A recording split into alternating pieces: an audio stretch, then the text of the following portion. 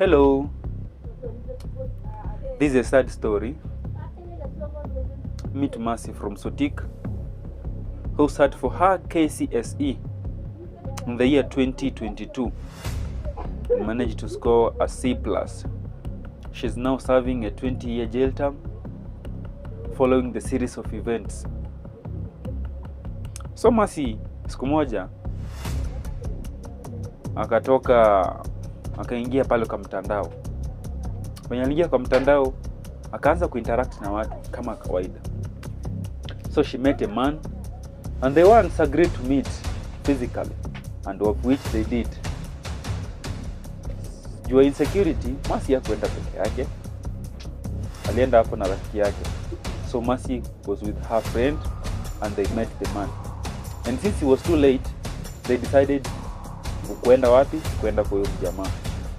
So akaenda kwa mjamaa and hapo asubuhi mapema sana around 5 the guy left. Na akawapea instruction akaambia I will call you on when to leave. Kwa sababu ilikuwa 5 na hawangetoka 5. So ikafika 6:30 and Mercy was concerned. Akasema, "You need to go home." Hakuna mtu amenipigia simu.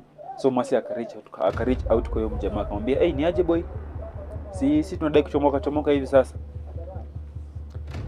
But jamaa akamwambia acha aambie grandmother wake ambaye ako hapo around juu nyumba ilikuwa imefungwa na nje. Wenye alitoka 5 alifunga na nje. Hakuacha mlango ikiwa wazi. So that is it. Mercy akajaribu kufungua mlango ikakataa kufunguka. Unfortunately, her grandmother, the boy's grandmother, akatokea and akafungua gate. Mwenye alifungua, she raised an alarm claiming that Mercy and her friend were thieves. Akakataa kufungua the main gate.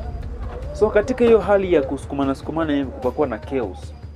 Mwenye kulierupt chaos, rafiki ya Mercy akasukuma shosh chini na wakatoroka. Unfortunately, they managed to arrest Mercy. Mercy akashikwa. Na pia later waka-arrest rafiki yake. Do you know what waliekelewa?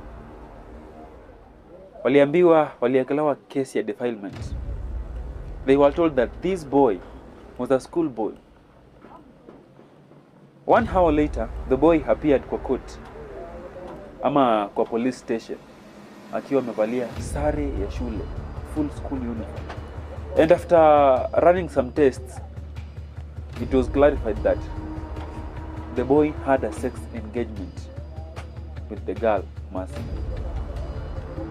So apparently, Mercy's friend akaachiliwa kwa sababu hakuwa guilty.